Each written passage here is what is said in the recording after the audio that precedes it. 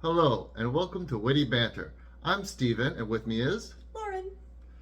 So, for And today... Bubba. And Bubba. Sorry, that just seemed appropriate. Why not? Alright, so to start our podcast off, as we do with every podcast, we're going to do How Well Does Lauren Know Her Book Collection? For those of you who have just joined us on this podcast, hello, you should probably watch the other podcast so it makes more sense. I don't think I've ever started a podcast or like a series on the newest one. Have you? Like if you I know you don't listen You mean like if you just randomly get recommended something? Yeah, like, hey, you should watch this this YouTube series, episode 7. Yeah, the only way that I go back to the very beginning is if something is recommended to me on my YouTube for you sidebar. So it's like, for example, there's one person I'm following right now. She does a reacting to bad tattoos or like bad stuff on TikTok regarding tattoos, and it gave me like episode 75 or whatever. So I watched episode 75. But then I went back to her channel, found her playlist, and then decided to go all the way through her backlist and watch it from the beginning. All right, I guess that's kind of similar to something. I usually don't do it. Like if it recommends something to me, if it looks like something that's like standalone, then I do it. But like especially like for podcasts, I'm like, if I get recommended a podcast, I don't want to listen to the newest episode because it's going to have in jokes and a format and stuff like that I'm not going to get. Oh yeah, like no, I know you're right, but like you really I go so I always want to go to the newest one. So remember how I told you how I'm started listening to podcasts when I go for my walks? Yeah, I start right from the beginning. I'm on episode 1 and I go, the one I'm listening to now has like 500 episodes. Damn. And I'm on episode 3. I mean, that makes a lot of sense. I understand doing it that way. But, and then I also like, it's not podcasts, but with like YouTube videos or people that I enjoy their content, I will go to their page and then I'll just like scroll through their videos, their playlist to see what specific things tailor to me, like what I want to listen to. And then if I find out I really like them as a content creator, then I'll go in and do some of their other topics that are maybe not something I would immediately click on and engage with, but then it's like, oh, well, I know I like your other content, so why not explore other areas? So yeah. I never knew we had such different ways of viewing content. When it comes to actual podcasts, though, like I will start with episode 1, but yeah, I don't usually listen. Like you say, I don't listen to podcasts the way that you do. So for me, it's just a lot of online YouTube. Hey, you should watch this. All right. So as I say. Wow, we had just started and we squirreled. To be fair, you started it. Yes, I did. Wow, that's the voice you use when I laughed at your joke too soon, and I kept laughing, and I didn't really laugh much at your joke. And... If you want to know what she's talking about, you can see it on TikTok. Hey, I did the thing, inside joke that you wouldn't have known had you not started at the beginning. Whoa! See what I did there? Yeah. Can we do the book thing now? Sure. Okay. So close your eyes. That's not close. That's rolling your eyes. Is it? Because some people, when I used to do that as a kid, people got freaked out by it because I only do one. Can I open my eyes for a second? Sure. See, I do this. Yeah, that is kind of weird. Yeah. Yeah. Anyway. All right. So, like I was saying before, if you haven't watched this before, Lauren has a very expansive book collection, and expansive and probably expensive. That too. I said expansive, didn't I? Yeah, you did. Okay. I was trying to be funny. I know, but then you got me paranoid. Did I say the wrong word? No, you didn't. And I put it to you that it's because of your graphic. We're gonna have a conversation. Can I open my eyes? I'm sorry. I'll wrap it up quick, then we'll do it. All right? Because of her graphic. No, I can't open my eyes. Because of her graphic design background, she focuses on the covers far more than most people would, and can name her book an author simply by the description of the cover, which is what we will attempt to do now. Sometimes author, not always. Yes, sometimes author. Usually, though, she can get the title. So, first book. If you want to play along at home, you can close your eyes now because I show this on the video. If you're listening on Spotify, you don't have to worry because I don't put the video one up on Spotify, just the audio. I don't think you can put videos on Spotify. You can. You can? Yeah, you can. I just choose not to. Whoa. All right, so here is the book. All right, so this is a paperback. Okay. The cover is primarily white, except that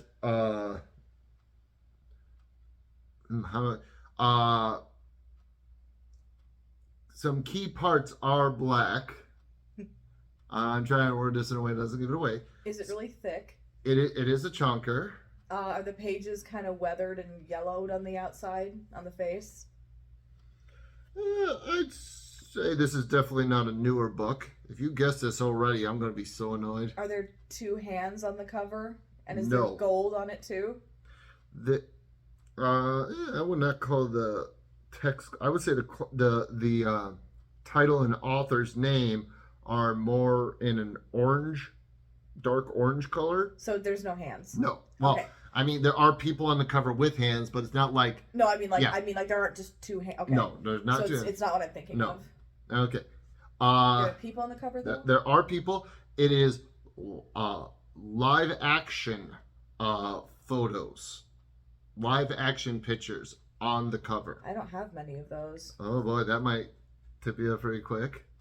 I can think of 3 off the top of my head, and none of them Is it The Book Thief? No, it is not The Book Thief. Okay. Let's see here. Now that I look at this, okay, I might have been a little bit off. The author's name is in orange. The title is more in a greenish color. Huh? And it's mostly white? Well, so basically what it is it's got like a black strip on top, but also has a picture next to the black strip. White where the title is, then a big picture, then white again where the author's name is.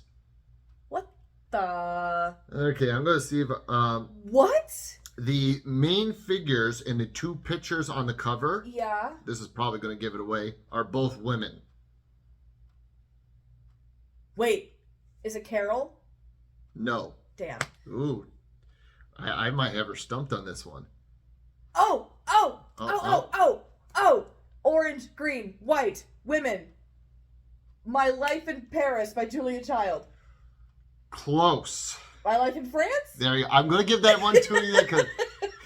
Paris, France. She loved Paris most. Yeah. Can I see it? Yep. Hey! And you know why I picked this one, right? Because we watched the movie recently? Yeah, am I recently, like a month or 2 ago? Maybe No, it was like a week ago. I think it was longer ago than that, but regardless, yeah, we did recently watch this movie. For those who are listening to the podcast, she's mouthing that I am wrong. I can now see what she is doing without directly looking at her. But yeah, I thought I might get you with that one because it's a movie tie-in book. Fun fact about this book, it's not mine. I stole this from my friend Ashley years ago, and I don't think she's ever noticed. So, Ashley, if you are watching or listening to this podcast, you now know where your copy of My Life in France is. To be fair, she left it in Kirksville, and when I packed up my stuff to go, I grabbed it because I'm a snot. But yeah. All right. Wow. So not only do you know this book by like my description, which you almost got a strike 3. I know. I'll give that My Life in Paris a ball, which means that it does not count. I mean, come on. I said the author. I knew what it was. Yeah. Also, Paris is in France. Yeah, It's not like it yeah. was like I said, My Life in Timbuktu, and that's not France. No, that definitely is not France. But yeah, like I said, I that's why I told you. I was like, oh, you're close. That's why I gave you a ball on that one because I'm like, I think she knows the book, but she's getting a little mixed up. It would be the same thing like if it was a title with 2 people like Jim and Joe, and you said Joe and Jim, I would give you a ball on that one saying you're close, and then you would probably just flip the 2 names and then you'd be right. All right, so almost got you with that one. Yeah, you did. Well, to be fair, again, that's a book I haven't looked at in years. And like I said, I realized afterwards that I was like, oh shoot, the title's not in orange, only the name is. I was like, it was one of those things where I saw this in orange and my brain made this orange. Mm-hmm. And you can see why I was like very careful. Yeah. Because if I would have said the Eiffel Tower or... No, that wouldn't have helped. I still wouldn't have known. Yeah, you do got quite a few books with Eiffel Towers. Well, 2 that I can think of for sure. Oh, but you didn't remember that part of this? No. Oh. Well, that's number 2. There's one I know of for absolute fact. I have an Eiffel Tower on the cover. All right, so book number 1 down. Eyes closed. Book numero 2. Showing the audience. All right. This is also a paperback. Okay. It is a thin paperback. Okay. For color of the cover, the picture on the front of the cover takes up most of it, so like it's kind of hard to say what the color of the front of the cover. But the back and spine are white, like a creamy white. The author's name, did I say that's black or either black or very dark green? But the title is clearly white. Let's see here. There is a rodent on the front. A rodent? A rodent. I just realized that right now that there's not a lot to describe on this one, so I have to be a little bit vague. And a musical instrument. I think you got it off of that just by You got that from my like little kid shelf, like my. Well, I don't know. What is it? Is it A Mouse Called Wolf? By. I don't know. It's the guy who wrote Charlotte's Web. Oh, E.B. White? No, it's not the guy who wrote Charlotte's Web. It's the guy who wrote the one about the pig, and I don't know his name. But is that what it is? It is A Mouse Called Wolf. Yay! I love that book. It's so cute. You can see why I was trying to be vague What's as his possible. Dick King-Smith. I would never have known that. Yeah, Babe the Gallant Pig. That's right. He wrote Babe. Yeah. Illustrated by John Goodell. Yeah, I have no idea. But yeah, so it's like, all of a sudden I realized, like, oh shoot, there's not a lot to describe on this that won't get it right. That's why I'm like, rodent and instrument. Which, to be fair, is extremely vague. It's like, such a cute book. I love it. It's a little mouse who learns how to play the piano. Yeah. And his mother names him Wolfgang because she finds a piece of sheet music with Mozart's name on it. And he ends up being a piano prodigy. It's very, very cute. Wow. Like I said, this just shocks me. So like you said, this is from your children's book section. I love that book. When was the last time you even looked at this book? Well, probably when I put it on my bookshelves. But when I thought about it, like actively thought about it, probably when I packed my stuff up to leave home. So 8 years ago is the last time you thought about this book. And you were able to guess it simply from rodent and instrument. That's a pretty specific combination. Still, like, I also see the slight damage on the corner here. It was bought secondhand. That was a garage sale book. Wow. Yeah. All right, so she's 2 for 2. Woo! Knocked that one out of the park. I like the diversity going on here. I kind of love how the 2 books that you chose, like, were, I mean, obviously, Mouse Called Wolf was mine, but still, like, secondhand book. Yeah. I don't. Julie and Julia's kind of that was also a secondhand book. This is the thrift store edition, maybe. Hopefully, the A Mouse Called Wolf is the one that you actually paid for. Yes. Because you stole the other one. I did steal the other one. It was paid for, honestly. I didn't steal it from the thrift store. When she bought it, was it sick? Yeah. Oh, she bought okay. it from the thrift I store. thought you meant secondhand, as in you took it from Liz, so it's secondhand. Ashley. That's right. And yeah, well, kind of, yes, it's secondhand because I stole it, but it's also Ashley. secondhand because she bought it at the thrift store. At least they said the name of one of your friends. Like, I got close. Okay, Sorry. let's wrap up. For those who don't know, I'm kind of bad with names. I sometimes mix things up, especially when it's an either or option. All right. So, book number 3, eyes closed. Mm-hmm. Yep. All right. Come on, Pikachu, give it up.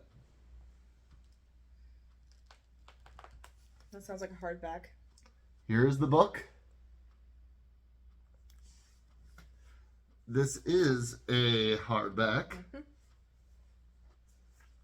And it is a very large book. Large is in like size or large is in thickness? Little of both. Mostly size. I would say for its size. Is it one of my Harry Potter books?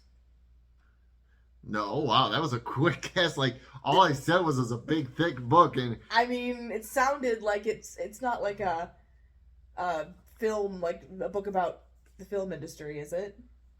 no. Like movies? Okay. All right. The cover, the back and front are white. The spine is red. Oh, it's Little Prince.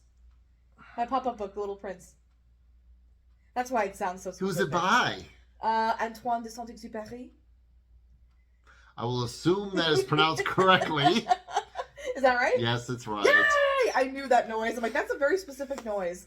I thought I would get you simply because, like, this is not how you would typically see the Little Prince, like, and stuff like that. And I thought, I'm like, oh, this looks like maybe it's one of her books, like she bought because of how cool it is and stuff like that, but hasn't paid that much attention to it. Because remember how they got you that one time with their nostalgia book back here? So I thought maybe I could get you on that, and also because it's a very cool looking book. It's a pop-up book. Yep. It's very neat. My folks got this for me for Christmas. Well, that's cool. Right?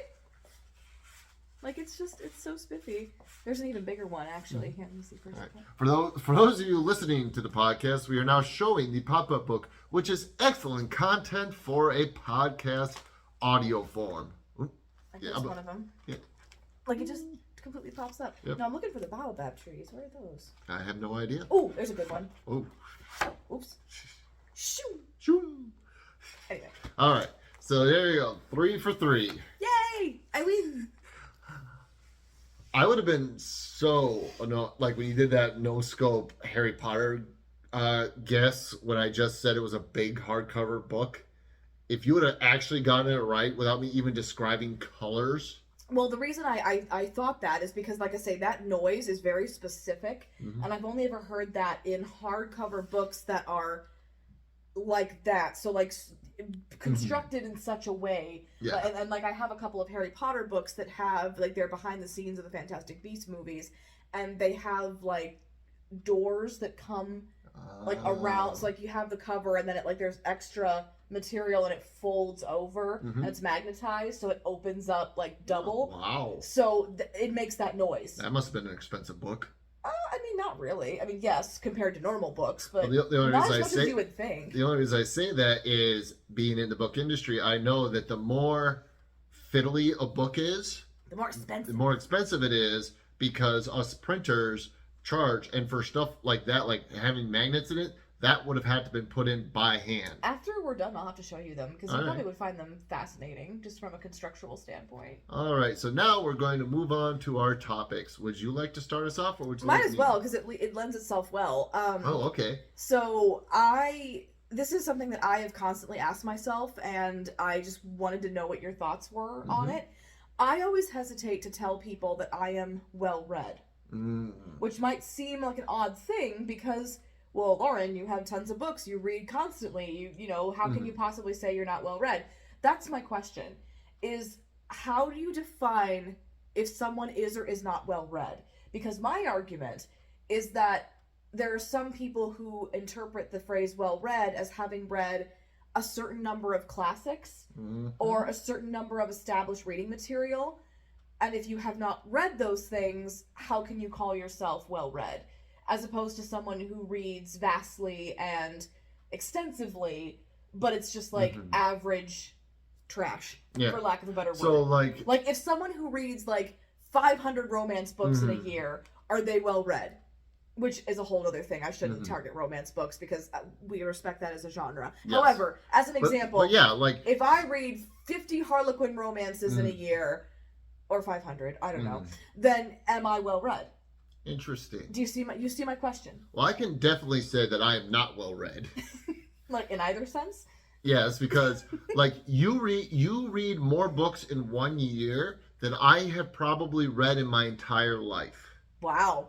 Because after college, I didn't read a single book until I started dating you. Wow. Because all college, I think I said this before in the podcast, but like college sucked all enjoyment of reading out for me. For most adults, it does. But like for me, it was because of my dyslexia. Because it took me longer to read the books. Mm-hmm. I had, to spend so much time reading that I had zero time for reading for pleasure, unless I wanted to cut out other things. And it's like, well, I want to. I just spilled coffee all over my shirt. How the hell did I do that? What's happening? I'm sorry. It's okay. Keep talking. I will keep talking. Phil. What the hell did I do? You got a hole in your lip? I don't know what just happened. All right, Well, this is going to be great. This is content that will not be edited out because no, it won't. This is golden. Yeah, well, also it's right in the middle. What the heck did I just if do? we mess up the beginning or do something at the end, I will cut that out. But Okay, hold on. middle stuff does not get cut out. Distract them. Keep talking. Distraction. But, so what was I talking about before the fiasco? You haven't read a single book since college. Until I met you. Yes. Because I had other interests like video games and Magic the Gathering and simply hanging out with friends. I see what happened. Oh, the lid is warped. What happened? The lid is not warped. Oh, I'm an idiot and didn't push put it it down? on hard enough. Good lord.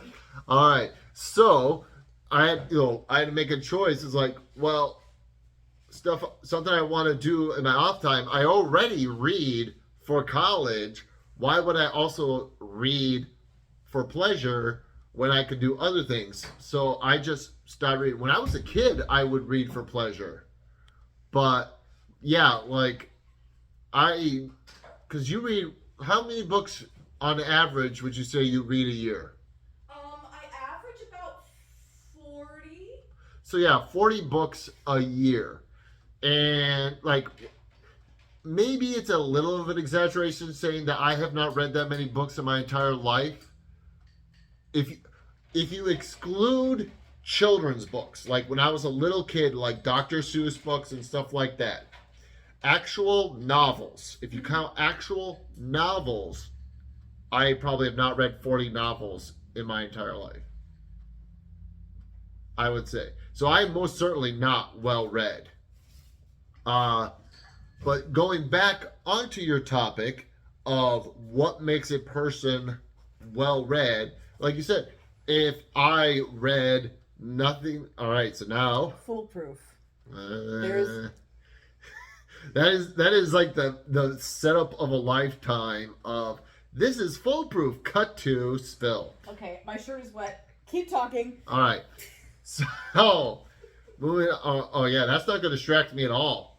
Oh boy, this is an entertaining podcast for this one. I would argue that someone is well read if they read on a fairly regular basis and read a variety of styles and genres. So, for example, you don't just read romance. That is a type of book that you do read on occasion, but you also, you read a variety. You read fantasy. You read, sometimes you will read a sci-fi book or something. But you have read a variety of books. Yes, And I have. You've read classical books. You read new books.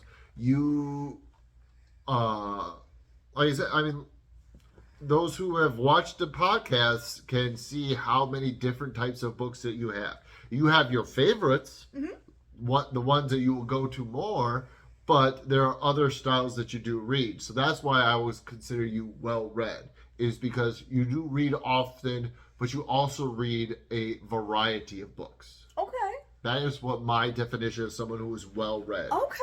I like that. Because I would agree with you. Mm-hmm. It seems wrong to say that I'm not well read, because you're right. I purposefully, not all the time, because obviously, when you're in the mood for something specific, you're in the mood for something specific. But I intentionally read things that are from perspectives that are not my own, that are from authors who have very different lived experiences than I do. And you're right. I when people say, well, what do you like to read? The best answer is whatever sounds interesting. Because you're right, I've got every single genre you could probably think of, and the way that I select my books is, does it sound interesting? Is there a fascinating type of character? Is there a premise that's awesome? Is there a magic system that I'd never heard of before? And a lot of my favorites, like all my favorite books, are just right behind the camera right here in our television stand. Most of them they're incredibly unique, or have like reading experiences that I've not encountered anywhere else. So like, for example, my favorite example to use is Last Call at the what's it called? Last Call at the Nightshade Lounge. There we go. Okay. And basically that whole premise is that there's a magic system based on mixing cocktails. It's a mixology magic that's system. one I've never heard of before. It's freaking cool. And like, it's one of my favorite books. And let's see what's another good example. So you're saying I should not pick any books from that selection over there because you'll get them no. Probably. Those are. You just said those are your like favorite books. Yeah, that's like the Hall of Fame. Never pick from that area. Probably not. I mean, I do know what they look like, but those are my Hall of Fame babies. So yeah, I know them very well. But I don't know where I was going with that, other than you're right. But I'm glad that you're right, because again, it's like, well, yeah, but I've never read. See, here's the other problem. I have read a vast majority of classics and things that would make people consider me well read, but I also haven't read a lot of the bare basics that a lot of people are like, what do you mean? How did you avoid reading that? For example, I've never read The Grapes of Wrath, or Catcher in the Rye, or The Scarlet Letter. Like, I feel like those three are like, every high schooler reads those. I never did, because I was reading Animal Farm and Night by Elie Wiesel, and like other books of the same caliber, but I was in a different English class. There was a class that I took that was basically, it was AP English, but we didn't have the certification or the ways to call it that, so it was basically AP English. So I was reading different reading materials from what the other students were reading in the regular reading class. So I missed out on a lot of books that are staples for most people. So again, it's like, well, but then again, this is the same girl who read the entirety of Les Miserables for one of her 7th grade projects. So like, again, it's like, where's the line, right? So like, yeah, it's interesting to hear you say that, because I was genuinely curious, because I'm like, well, what is the definition of well-read? Because I feel for a lot of people, it's not a standard. You have to read these books on this checklist, or you're not well read. Right. And like you said, a lot of the books on that checklist you have not read. Right. And like, a lot of people put those books on that checklist because there were ones that they read in high school that were like required, like you said, Catcher in the Rye. I can't remember if I read Catcher in the Rye or not. I feel like you'd remember that one. I don't think I did.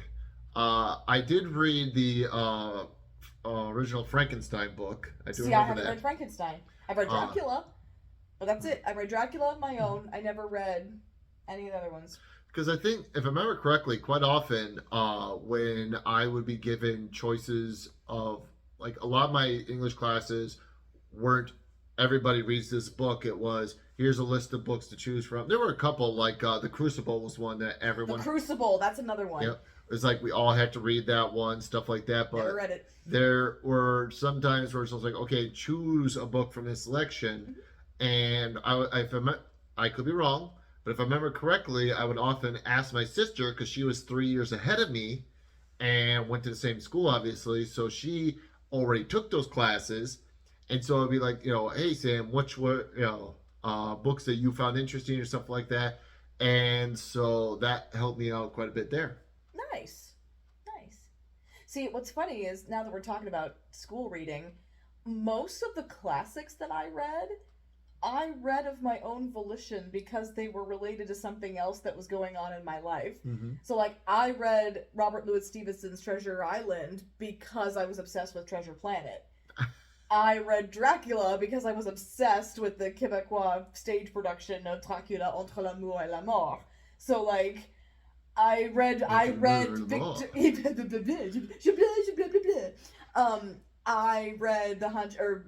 Dame de Paris, The Hunchback of Notre Dame, because I was obsessed with Hunchback of Notre Dame and Notre Dame de Paris. So, like, Oh, and like I also read The Jungle by Upton Sinclair because that was something that was brought up in school. We had to read like the snippet about the meat and the part that everybody knows. We had to read that in history. But then I was like, well, crap, this is really good. I'm gonna read the rest of the book. So I read the rest of the book and really genuinely love it. Like that book is one of my favorites in terms of classics. It's really good. Anyway, but yeah, like.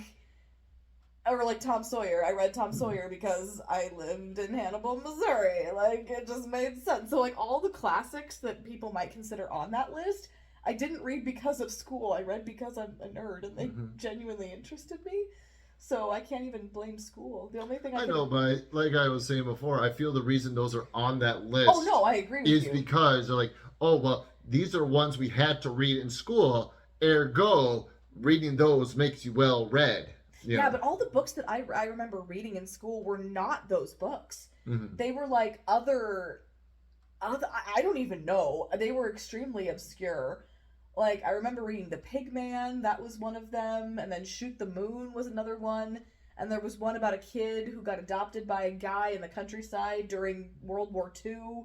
Like, they weren't, like, standard. It was so bizarre. Like, so, yeah, my school reading was kind of all over the place. But, yeah. So. I remember, like. Well-read individuals, yes, are we? Are you? Are I?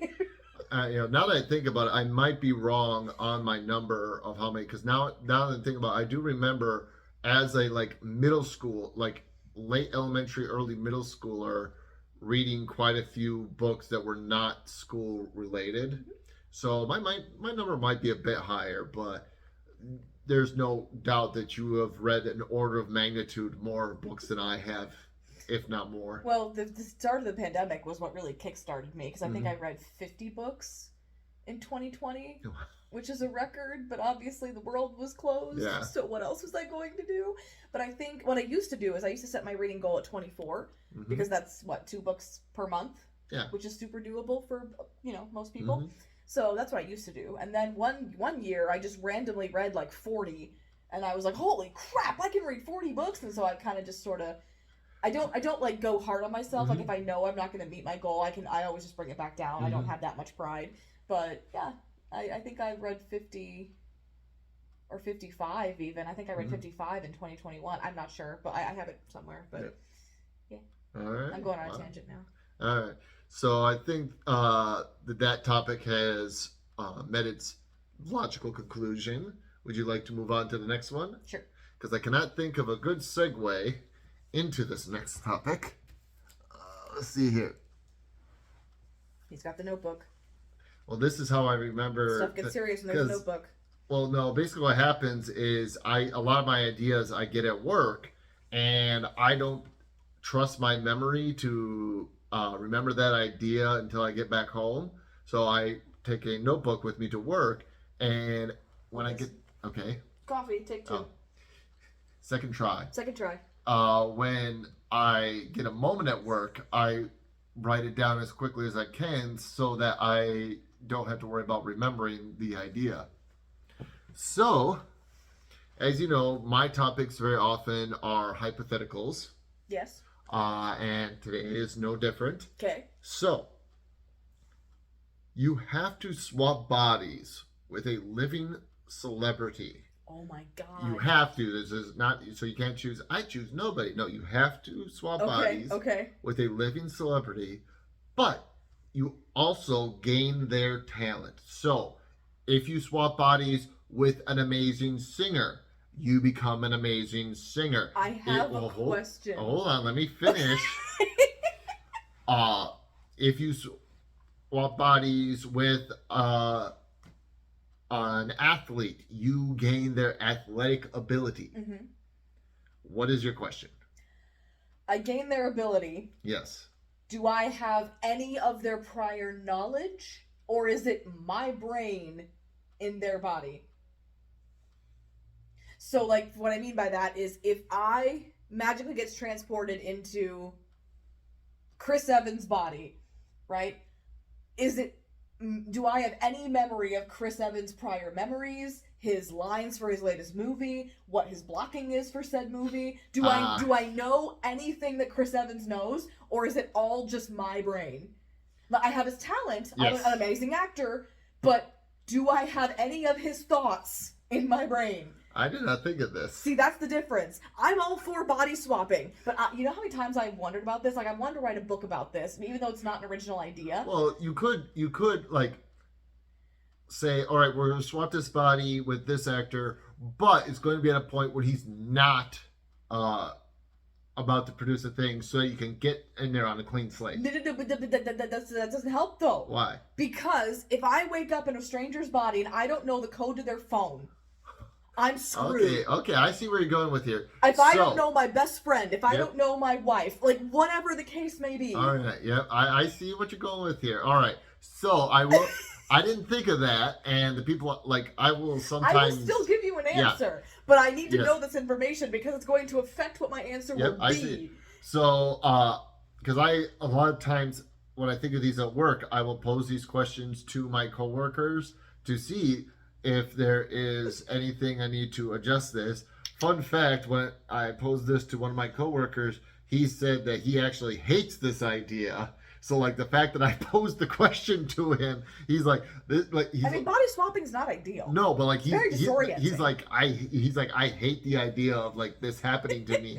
And so like it's like basically a nightmare to him. I get it. It's terrifying. So I will add in the caveat that you also gain their knowledge. Okay. So if you choose a famous scientist. Okay. Because you see the problem. Yep, I do see. So if you will now know how to enter their phone, their friends, family, and contacts. Okay. Their social security number, stuff like that. Basic information. Yes. Okay. I don't need to know. But you don't turn into that person. You're still Lauren. You. Yes. But you will gain their abilities and knowledge so that you can still function as an adult. Okay, because that to me is, I think that would be the funniest story. Maybe this book exists. If anyone knows that this book exists, let me know, because I want to read it. Yeah, because a lot of times when it's a body swapping thing, it's usually people who already know each other. Exactly. What if you just woke up in a random person's body and you have no idea who you are, where you are, how to get into their phone to find information out about yourself, any of their personal information. Like, how freaking... That's why your coworker thinks it's a nightmare. Yeah. Because it is. In the right circumstance, that is the most terrifying thing I could ever think of in my life. And also, who's in my body? What are they doing with my life, my information, my relationships? So it's like... there's a movie, there's a Japanese anime that kind of touches on this, and it's so interesting. Is it called like By Your Name? I think it's something like that. I don't know. I've never heard. We'll have to find it. Okay. We'll have to find it because it kind of delves into it, not extensively. Stop smiling at me, like I'm all cute. I'm going on a passionate tangent or something. You are. But it's they kind of delve into that. It's like, oh my God, who are you? Where am I? Where? And there's no prior knowledge. So, okay. All right. That being said, I don't think my answer changed. I think I still want this. All right. So, do you want me to give my answer first? It sounds like usually I give my answer to give me time to think, but it sounds like you already got one. I think I know. I'm not going to change mine. Okay. Yeah, go ahead. Oh, you want me to give you mine? Yeah. Okay. So, okay, let's see this. Do you think you could guess who I would switch with? Ooh. Granted, now remember, it has to be living celebrity. Well, yeah, Because I figured you can't. That'd be even more terrifying. Well, no, that way you're not time traveling. You know, we don't have to do with any time travel ideas. My brain's darker than yours. Well, I went literal. I know where you went. Wake up in coffin. Yes, but no, like I also meant to be like, you can't be like, okay, I'm going to go and be this person. Have you figured out who I'm? Neil deGrasse Tyson. No, that's a good one. Okay. Do I get one more chance? You have one more chance. Okay. Shoot. Hank Green. No, that's another good answer. So I did well, even though I failed. Well, yeah, because I would love to be in both of the swap bodies and stuff like that. Okay, well now I'm really intrigued. My choice was Gabriel Iglesias. Okay, that makes perfect sense. Because he seems like a fun kind of guy, so that, but like also like just I would love just how quick and witty he is and stuff like that. No pun intended. Witty. Yeah. Um, but just to be able to, you know, get that stand in there, and like also I think it'd be cool to be a stand-up comedian and stuff like that. Granted, being like Neil deGrasse Tyson, having all that science knowledge and being such a prominent figure in the science community would be awesome.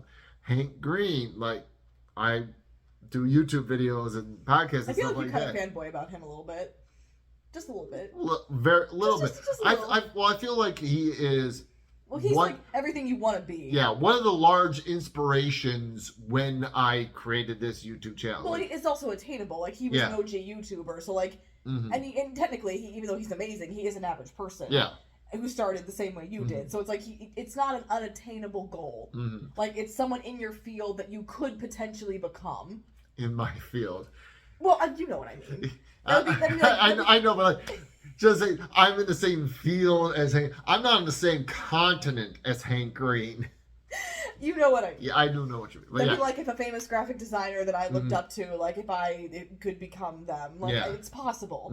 It's unlikely, but it's not impossible. As opposed to if I became a huge celebrity, like fashion model. Like that's not even my I also wheelhouse. think it would be just kind of awesome to be a stand-up comedian and stuff like that. But also the fact of, you know, since I am now switching to bodies with them at this point, I didn't have to do all the hard work to become that famous stand-up comedian. I get the benefit of being already famous. Cheat. I see. Well, no, but like, I mean, to be fair, I'm going to do the same with mine. yeah, exactly. Like, that's kind of the fun part of this question is, you know, you get to be that thing you wanted to be without the, you know, putting in the hard work to get to that point. Because if you listen to Gabriel talk about his early years, you know, he had put in a lot of hard work doing a lot of crappy shows and stuff like that to get to where he is now. No comedian starts out selling out theaters and stuff like that. They all start out doing real crappy shows and stuff like that. So like, yeah, that's who I kind of thought of when I was thinking this is like, ooh, yeah, that'd be kind of fun, you know, and like, I would imagine that his group of friends would be someone that I could get along with and stuff like that, because it'd all be comedians, funny guys, stuff like that. But yeah, that's just something I thought of be kind of, and yeah, I thought that was interesting, because like, and that's also why I put in the no time travel thing, because like, if I got to choose the comedian I would become, Robin Williams. It'd be Robin Williams. That was my first thought. But then I'm like, but no, because then I have to go back in time. That adds a whole nother layer to it that I don't want added to the question. So, like, because my first thought of this question, my first thought was Robin Williams, but that's not an option anymore. So that's why I went to Gabriel Iglesias. I get it. That's cute. I love that. All right. So now, what is your answer to this question? Or do I have to guess it? You should guess. I should. Why did I? Hey, I had to guess. I know. If I didn't bring that up though, you might not have thought to ask me to guess. True. All right. That's my so. point. Who would you pick? Would you? I'll give you a hint. Okay. Don't limit yourself to gender. Oh. Would you pick? Okay, so now here's the problem: is I'm bad with names, so I'm going to describe the person, and you can tell me if I'm right. Yes. The awesome singer guy who does Beast in the Broadway thing. Shit! Yes! Wait, I'm right? Out of the park! His name is Josh Groban. Josh Groban. I no-scoped it on my first guess? Yes, you did. Yes, you did. All right. So, for those who might not know who Josh Groban is, would you like to, I touched on it in my description, but would you like to elaborate on Josh Groban? I mean, sure. He is a singer and musician, but mostly singer. And he is known for his operatic voice. He's a baritone. And there's no genre specifically for him, but a lot of people call him popera, which I think is really cute. Pop star opera. Yeah. So, and his demographic is anywhere from teenage girls all the way up to women well into their elderly years. So he's just a ladies' man, and it's fantastic. He's also incredibly, I don't know him as a human, but he's also incredibly nerdy, and he seems very, very genuinely sweet, and like someone I would genuinely like to meet and like know in real life. He originally went to school to be on Broadway, and he didn't get to do that for a really long time because, oh God, David Foster swooped in and made him a superstar musician.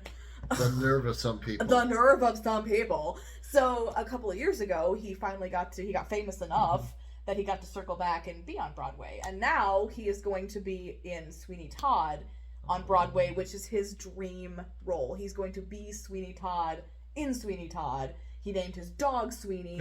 Like, it's a thing. Like, this was big. Yeah. This is a big deal.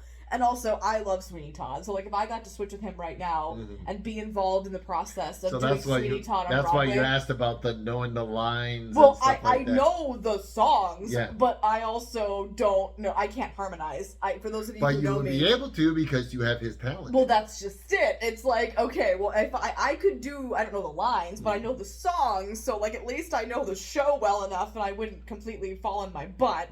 But I mean, I get to be on Broadway, which I'll never get to do. So and also like I say, I genuinely love Josh. He just seems like such a sweet, cute man. Which is funny because like my first thought was a like Broadway singer or something like that, but and I will admit I was singing on a female one. And I'm like, okay, what? But I'm like, I don't know any of the famous ones.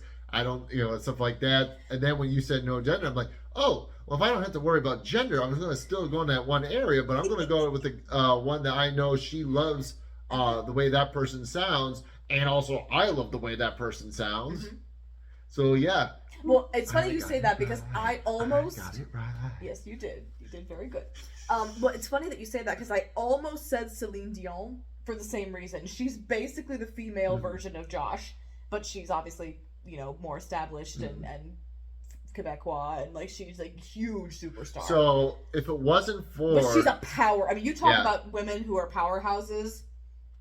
Like to be Celine Dion would be like the coolest thing. So if it wasn't for the Sweeney Todd thing, would you choose her over Josh Groban? No, I think I'd still be Josh because I can't imagine not having the opportunity to like be Josh Groban at a Josh Groban concert. Okay. I've been to a concert like that, and it was of his, and it was fantastic. Like, just the idea of singing, being a professional singer, kind of the same way you're talking about being a professional comedian. Yeah. Having a stadium, a literal stadium full of people screaming for you. Like, I would never want that as a lifestyle, but to experience it once would be amazing. Yeah. So, yeah. I mean, yeah, I love Celine Dion too, but, like, I don't know. I still think I'd be Josh. Like I say, I just feel like we'd vibe. We'd be besties. Yeah. Talking about this kind of reminds me of a problem I often have with like body swapping, or not so much body, but like a lot of those suddenly getting older ones is like how the people function in these worlds that they are unfamiliar with. And there's always like, oh no, look at all the mistakes they make. But like one of my biggest, like the movie Big. Yes. Where the kid... Oh, that's what you mean by getting older. Yeah, so the kid suddenly becomes an adult. Okay, sure. And then he goes into the city and he suddenly gets a well-paying job and gets an apartment. And like, as soon as I saw that movie when I was old enough to think about it, because that's a very old movie, Indeed. I thought, wait a minute here. I have never gotten a job where I didn't have to give them my social security number. There is no way that you could get that high paying, that important of a job without giving them your social security number. There is also no way a 10-year-old knows his social security number. No way. No. And, but like I said, all this other, there's always something I have issues with whenever you see someone like, oh, I, come in, into magical being or something like that, and now I get to do this stuff. It's like, yeah, okay. But by contrast, look at 30, or what is it called? Oh my god, I love this movie. Why am I blanking? I don't know. It's where she turns 30. Yeah. 13 going on 30. 13 going on 30, She just wakes up and she just is, like, it's already established. Yep. Like, she's got a boyfriend, she's got a job, she's not, like, it's not starting her life has already started. She wakes up in her own future. Yeah. Does that bother you? A little bit with the whole fact of, like, she still can get this working and stuff like that. Like the idea that she can now function in this job that she has never done before. Because, like, basically that makes it sound like anybody who. So, like, for those who haven't seen 13 going on 30, she magically wakes up and her job is in a fashion magazine. No, not fashion. Yeah, fashion. Okay, a fashion magazine. And it's like the reason she's able to do it is because she really likes fashion and stuff like that. It's like that makes it sound like literally anybody who's into fashion can just come off the street and do this job. And it's like you have to know so much about business and behind the scenes stuff that you don't know. Like, that's a really good point. So much you have to know how to do in order to get to that spot that there's no way that this would work. Oh no. And it's just like, you know, that one I don't have as hard a time believing because, like you said, everything's already established. Right. She just has to fake it till she makes it. It's the ones where it's like, okay, I'm suddenly an adult and now I have a job. And like I said, almost every job I have ever received, you have had to give a social security or some type of identification. And the idea that he'll be able to do this with no identification, no, address, stuff like all this stuff, and how it just meant it just. I realize that for movies you have to, especially like you gotta suspend the belief. Yeah, but there's a little bit. There's only, as you know, there's only so far I am willing to suspend my belief before it starts bothering me. I'm well aware. I've started an entire segment on my YouTube channel about this. Yeah. Called, for those of you who listen to the podcast but have not checked out my YouTube channel, it is Invasive Wit on YouTube. And I recently started doing videos where I call them Wit Nitpicks. Sorry, for those listening, Lauren is making faces and making me laugh while I'm trying to do this. I'm sorry, I'll stop. That's okay. No. Okay, go ahead. Where I point out things that are like inconsistent or don't make sense in the movie. And it's not like things where it's like, toys can't talk. I don't do that. It's like, okay, that's the premise of the movie. But it's like, how is it that no toy has ever been caught when these toys are constantly moving around when people are around? You're telling me that at no point someone came in when they weren't expecting it, or was like really quiet, or they walk across an open street and no one sees them, stuff like that. All right. So, you be Gabriel Iglesias. I be Gabriel Iglesias. I be Josh Groban. Famous Mexican comedian. And you be Josh Groban, famous... Opera singer. Opera singer. I don't know why I did that. Singer? I did that in an Italian accent. I do not know why. Maybe it's because of the opera. He sings in Italian. Oh, there you go. And Portuguese. And Spanish. And French. And English. Wow. I think that's it. That happened once when I was playing his music. Well, my comedian does his comedy in English and in Spanish. No, but that happened once. I was playing Josh on the speakers in the yoga studio, and everybody was liking it. They were vibing with it, but then he switched to another language, and it really confused them. And they asked me afterwards, like, did I hear, like, Spanish? I was like, oh, yeah, probably. They're like, oh, good. I thought I was going insane. I'm like, no, he sings in, like, 5 languages. It's fine. But they were, like, so concerned. They're like, am I losing my mind? This whole time it's been in English, and now he's singing in a different language. I'm confused. It was cute. All right. So now we move on to the ending segment of our There's going to be more in the future. Yay! Hooray! Someone put a quarter in you today, didn't they? Caffeine! Oh, yeah, the coffee. Speaking of which, I can give myself a little caffeine boost. Yeah, baby! Do you know what that's from? Yeah, baby! Caffeine! Dinamite! Is everyone on the podcast like, what is happening? Is that the Minions? No, but that's a similar voice. I can see why you think that. Yeah, baby, caffeine. I can't think of... I'm going to kick myself for it. You're going to know it. You know this movie. We talked about watching it recently. Ish. Recently-ish. Caffeine! I can't think of it. The squirrel from... Oh yeah, Squirrel Hoodwink. from... Yes! I knew you knew it. To be fair, that's one of the few lines he says where you can actually understand him. I know, that's why I did them. All Anyway. right, so we scrolled about a squirrel. You right there? That get you a little? All right. Love it. So. Oh, that's right. Okay. Let's on this side. I decided that we end this podcast with a game that many are familiar with: Kiss, Marry, Kill. Woo. And this Did you one, look up the character that you couldn't remember? no, the that's name for of? next week's. Oh, next week? Oh, not next month. episode. Wait, oh. Next, okay. yeah, I told you I had 2 on here. Oh. It's the second one where I have to look up his name. Oh, shoot. Okay.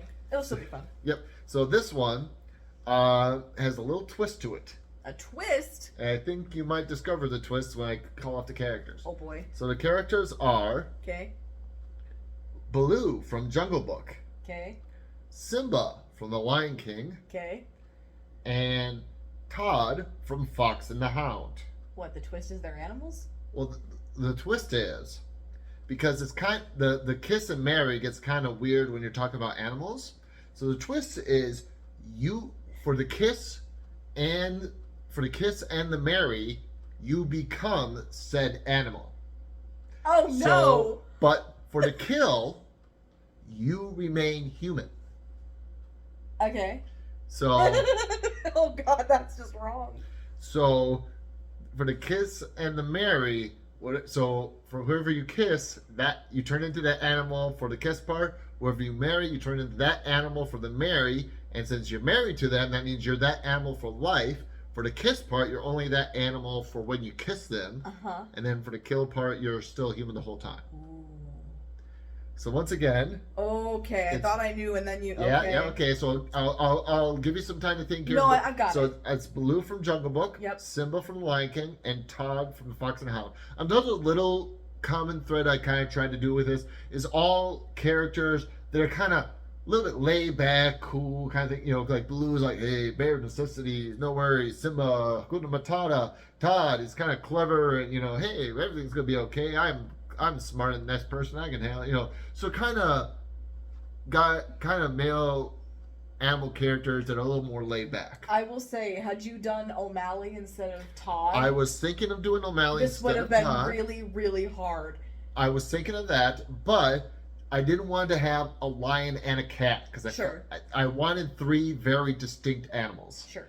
And since I did Simba, I'm like, Simba and Todd, lion, cat. I don't really want to, that similar. I want 3. So I actually did think of Todd for this. Okay. All right. So, let's see. Who let's start off with the kiss. Who are you going to kiss? Baloo.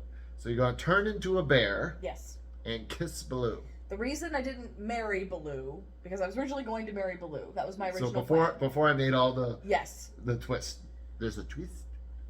Yes. The reason is because, as you say, the lifestyle sounds fantastic. Mm-hmm. Yeah, love it.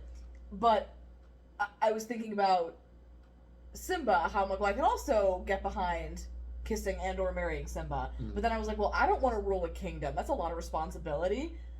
But then you said the thing about... Whoa, wait a minute here. I'm sorry, I'm going to pause you right there. Didn't you marry Hades so that you could be a goddess? That's different.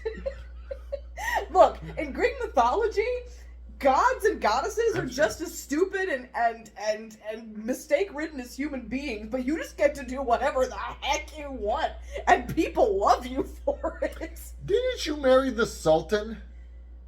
Yeah, but to be a queen?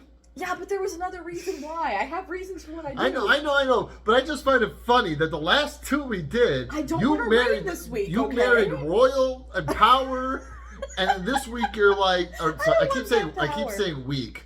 This is not a weekly thing. Sorry. This podcast you're like, I don't want to be royalty and like. Well, let me finish. Okay. Sorry. All right. Sorry. So. Unpause. So kissing Baloo, because it was the animal thing. It was if you marry, you're that animal for life. That's. And I'm like, no offense to bears, but I don't really care to be a bear when I could be a lioness for the rest of my life.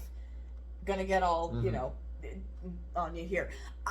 I'm a Leo, and lions are, that's what, like, physically represent Leos are lions. So, like, even though I don't consider lions to be, like, one of my favorite animals, I'm gonna pick choosing to be a lion over choosing to be a bear for the rest of my life. I mean, you do get to sleep for the entire winter. I already am a lion. There you go. Oh, no, that's a bear hunt. No, you're talking about hibernation. Yeah. I'm talking about, like, it's so hot. Like you ever seen a documentary? Yeah, it's true. Lions sleep all day. That is true. Lions they hunt at night. That's me. I do that anyway. Okay, there you go.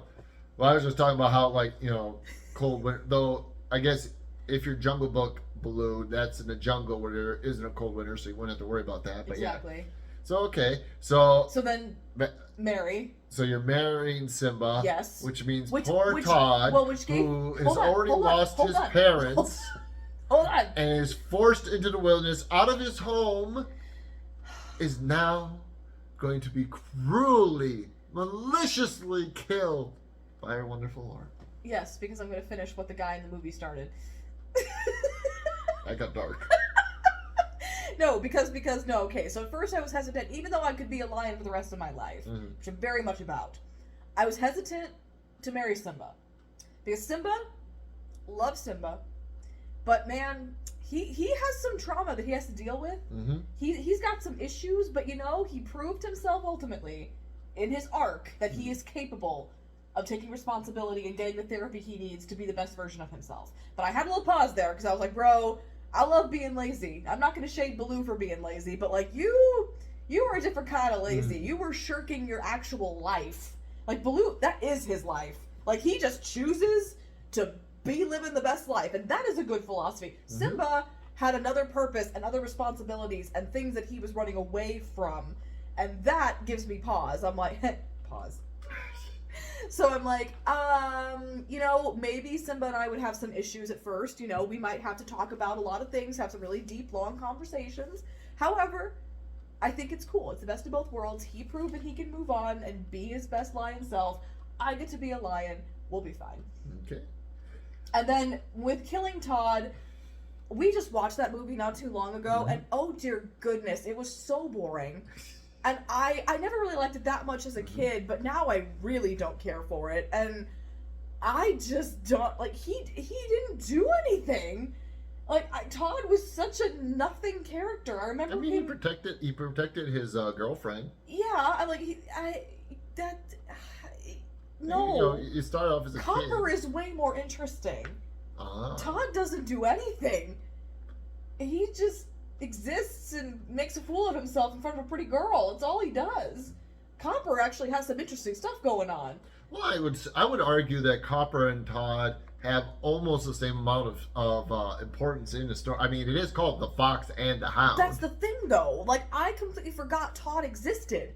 Like, I was so much more invested in the storyline between Copper and Chief and the hunter that, like, Amos, name's Amos. I didn't care about. I care about the Witter because she's adorable, but like I forgot that Todd. It's called The Fox and the Hound. I feel like I should be more invested in the fox, and I wasn't. I forgot the fox was even there until he got to the woods and met Vixie. She was the fox in Fox and the Hound. She was the memorable fox. Now, see, you were taking this in a very different direction than I was mentally. Well, see, if I became a fox too, I would be in the danger of someone trying to shoot me. You see, any animal, you're in that danger. Yeah, I know, but foxes are specifically hunted. Like, I mean, so are lions, I suppose. But it's different. Like, that's an African safari situation, whereas this is like, I'm gonna go out in the woods and get me a pelt. Like, it's different.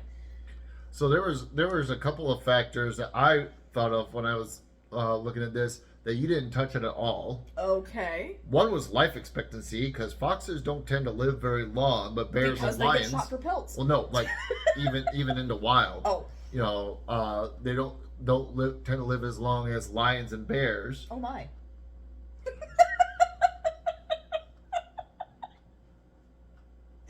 You didn't see that coming, did you? Because I didn't say tigers. So? Lions and tigers and bears. Oh my. I know, but you said lions and bears. Bears. That's all I needed. Anyway, go ahead. So that's why I didn't see it coming, though, because I didn't give the full setup. All right. So that was also something I consider was life expectancy. Like you said. I do not know the life expectancy of any of these Well, animals. no, like I don't know the exact, but I do know that lions do live longer than foxes, and bears live longer than foxes. Okay, so that's not clearly not an issue for me. What was the other thing I didn't mention? The difficulty of killing the animal. It is far easier to kill a fox than it is to kill a lion or a bear. That did not occur to me either. So, like, do you know why? Why? Because murder in general is not something that I typically think about doing. Well, I don't typically think about doing it, but when I'm asked to kill something, that is something I consider. What is the difficulty of killing said thing? I don't think about the logistics because I just don't think about it. So no, that never entered my brain. When you tell me kiss, marry, kill, I just magically kill it. Mm-hmm. There's no logistics behind how. There's just, it's dead! Huzzah! Alright, that's it. It's dead! Huzzah! Huzzah! We killed the adorable fox that everybody loves, Kill except the Lauren! beast! Alright. So, wow, we had a very giggly episode today, didn't we? It makes it fun. Yes, it does. Alright. So that has been today's podcast. I'd like to thank you all for listening and or watching. If you are listening to this on Twitch, you can catch me on YouTube. If you listen to this on YouTube, you can catch me on Twitch. I'm saying this entirely wrong. Let me just start over. No matter what format you are listening this on, you can get me on Twitch, TikTok, YouTube, and Twitter, all under Invasive Wit. For this podcast, if you wish to listen to it on Spotify, you can find it under the name of the podcast, Witty Banter. You should make a script. You should write a template. For my outros? Yeah. Well, not your outros, your plugs. I like this to be a natural thing, and like. Well, yeah, but then you don't forget anything. You just memorize it, see, and you just say it. I think I have it fairly well memorized. Okay, go ahead. Right. Keep going. So as I was saying, I'd like to thank you all for listening and or watching. And until next time, goodbye and good luck. Bye!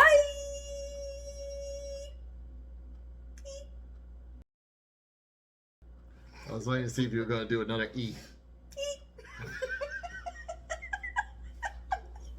I was like half expecting you to go. I wanted to, but I figured that would be really annoying. So you're gonna do it instead? Okay. I could have gone.